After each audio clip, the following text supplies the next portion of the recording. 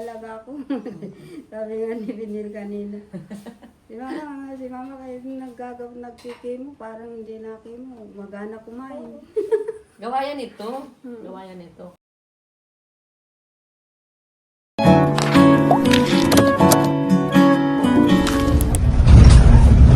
Na tayo. At saka sila po, may mga sariling pamilya din po yan. May mga kapatid din yan. Mga may kaya pa, pwede silang lumakit ng ilang mga relatives. Diba, huwag natin limitahan ang kakayahan nila.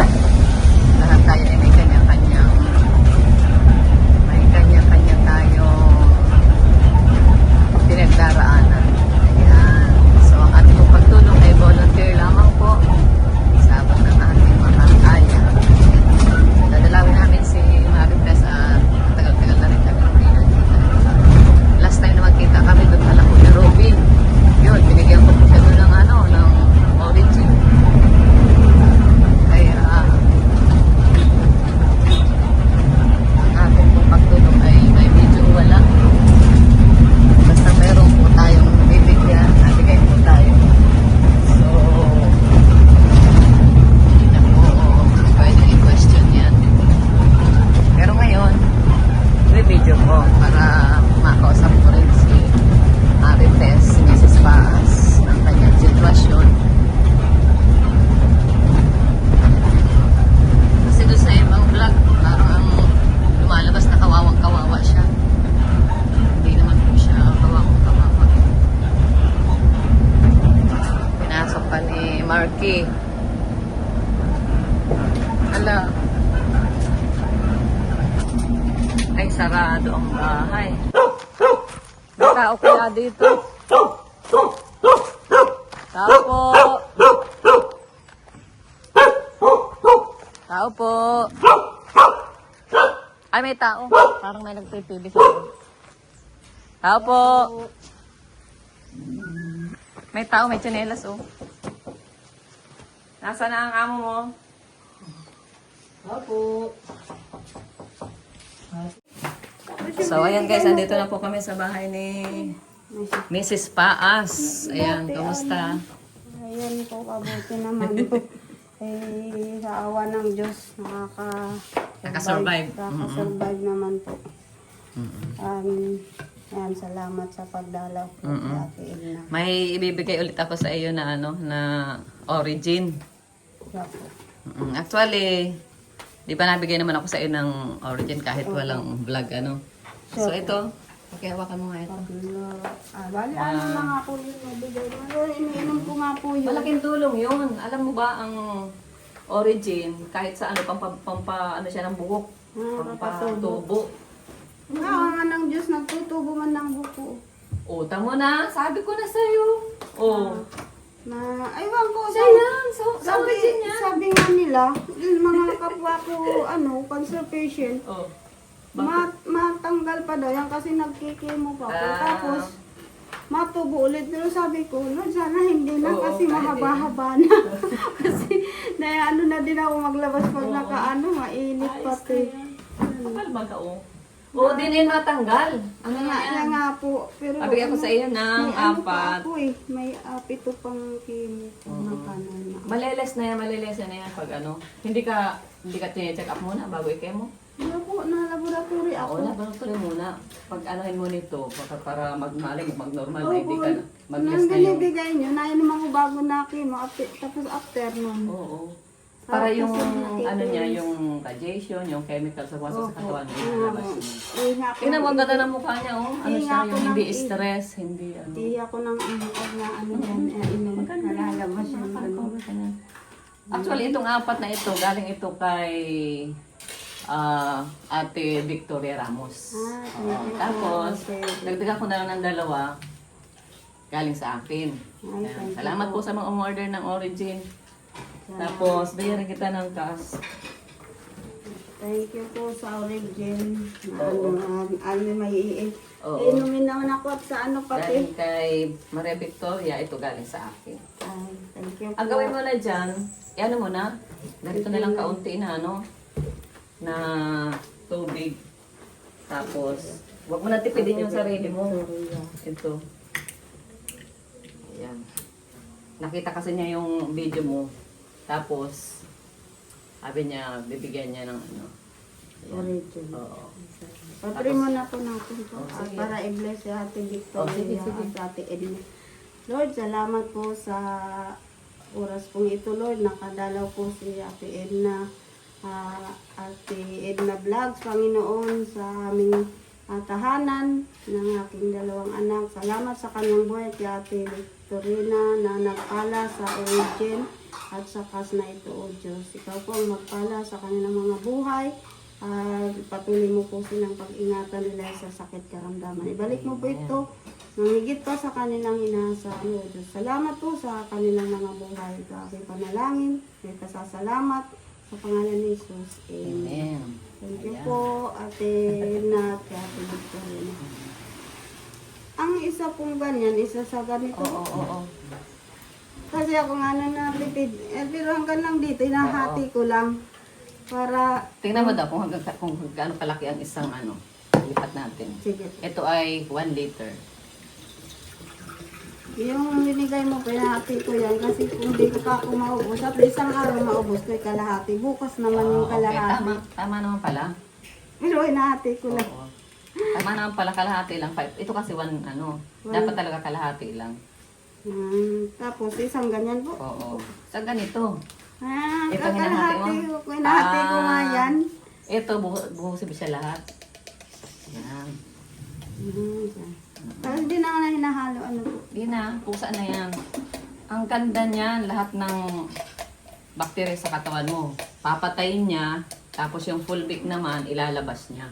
Kaya yun ang maganda. Tingnan mo, para kang hindi ka mukhang nagkikemo. Siya nga po. Saka ano yung sa pagkain ko baga. Yung ibang halos di makakain. Ako, Ikaw okay lang. pagkakimo ko na iba talagang lasa. Pero tinitis ko lang kasi, Oo. di kaka ko pwede di kumain. Kasi kayang laman kong kalakasan ng Ang bilis. katawan. Oo, tingnan mo, ang bilis oh. Ay, maitim Ano nga. agad siya? Pero pag kalahati lang nilagay ko, medyo light lang. Kuha ng baso, uminom ka na nito.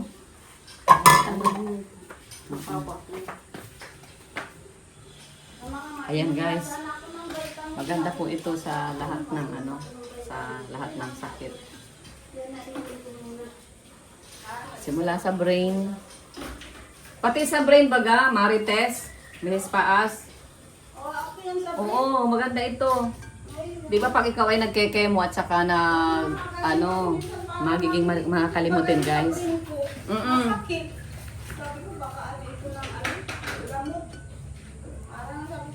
Basta sa isang araw, maubos po yan.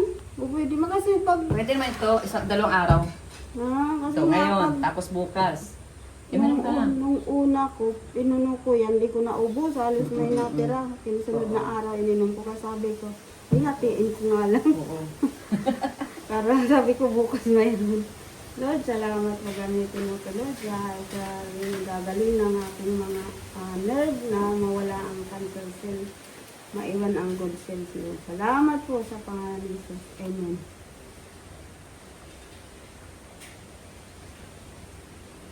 Ayan.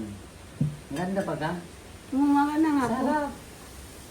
Alam, wala man Sa lasa. brain, alam mo ang negative effect ng chemo, makakalimutin ka, tapos siya ano. po. Pero ito, pag umiinom ka nito, marirenew yung iyong brain. yung mental alertness. Tapos hindi ka magiging makakalimutin. Ano pa yan, magiging sharp. Magiging sharp ang pag-iisip mo, maaalala mo lahat. At saka ano, parang nakaka-revive siya, nakakapabata. Yung lakas mo, di ba? Oo nga po. Tapos, yung iba ano pag- ko naman, yung sa kay Doc Ato, yung pipino, na ano ko yun na, Oo, walang ano problema daw, naman sa ano, walang problema naman yan sa nakakaano sa utang sa brain, yung pipino. Kaya madalas nakain ako nun. Pag nakakita ko ng sariwa, nabili ako. maganda mga herbal. Ito actually mineral, food supplement din baga ito, hindi mo ito gamot. Kaya kagandahan nito kahit yung mga chemicals, mga heavy metals na pumapasok sa ating katawan, bunga ng mga injection, iwawat na mawawala. Mawawas. Kasi ang tendency ng ano, kapag ikaw ay naggagamot, katulad niyan, yung mga gamot mo, ang idadami sa mga yung atay mo, yung liver, yung gano'n. Gagaling ka sa cancer, yun namang atay mo naman. O kaya yung heart mo, yung lungs, gano'n. Ito nga po. Ang kagandahan ito, lilinisin na niya, kaya hindi na siya makakadamage sa ibang part ng ano mo, organs. Maganda nga po. Kaya maganda siya. Hindi katulad nung iba na nakaka-apekto sa ibang organs natin. Ang kagandahan nito, hindi siya kalaban ng mga iniinom mong gamot. Katulong siya. Kaya, di ba, meron kang reseta ng doktor sa'yo, inumin mo lang yun. Tapos, habang nag-iinom ka nun, nag-iinom ka rin ito. Huwag mo lang isabay. Halimbawa, anong oras ang ano mo, ang inom mo ng gamot? Before mag-chemo, gabi, saka Hindi, umaga. araw-araw, di ba, may iniinom ka araw-araw? May ininom ako, pero pang ano lang yun, halimbawa, nasuka o linalagnak, di man po ako, Hindi man nung pangalawa lang ako nung nagsusuka. Ibig sabihin, kaya ka nagkekemo, pinapatay lang yung cancer cells. Madaling makatulong ito sa cancer, sa ano, madaling. Kuya mo nga, stage 4 na. Nag-normal ngayon. Kuya Balo, Sige, kuya ko, hindi. Si Kuya Amy, yung kapatid ko. ay siya po. Anong stage na ikaw nung huling ano mo? 3. Tubig. O, 2B. Nung Wala na. una nga, nung unang opera sa akin, 3. 3. O, nagpapaba. Maganda ito. Gawa yan ito. Susunod mo, ano na yan? 2 na. Tapos Sana ano? nga po sunod na ano At saka, hindi ka na hindi ka na normal na. Pag nag-normal na, tuloy-tuloy mo na ito. Ano na, 4 liters na. 2 ganito na, na tubig sa isang ganito. Pag normal ka na, tuloy-tuloy mo yan, ito makaka-recover sa iyo. Para hindi ka na hindi ka na operahan. Diba? Yun nga ang hiniling ko. Kasi pag na-operahan tayo, siyempre ano baga pag nabawasan ka na ng part ng iyong katawan, hindi na, kumbaga, bawas na. Siyempre pag na-opera ka, sa pagtatrabaho, pagod. Kaya yun na lang, i-pray mo na huwag ka maoperahan. Pinagpipray. Pero ang ganda ng ano mo, hindi ka maputla, hindi ka mukhang stress. Di ba yung mga ibang nagkikay mong ganyan, kumbaga kawawa yung itsura. Ikaw ano? Normal? Siya nga po, saka sa pagkain kasi nga, di ko talaga, kahit na sa man panlasa, kain talaga ako. Sabi nga ni Binil kanina. Si mama kahit nagkikimo, parang hindi na kimo, magana kumain. Gawayan ito. Gawayan ito. Kasi yung inaalis. Kaya magpagaling ka para ulit. Balik ulit sa dati.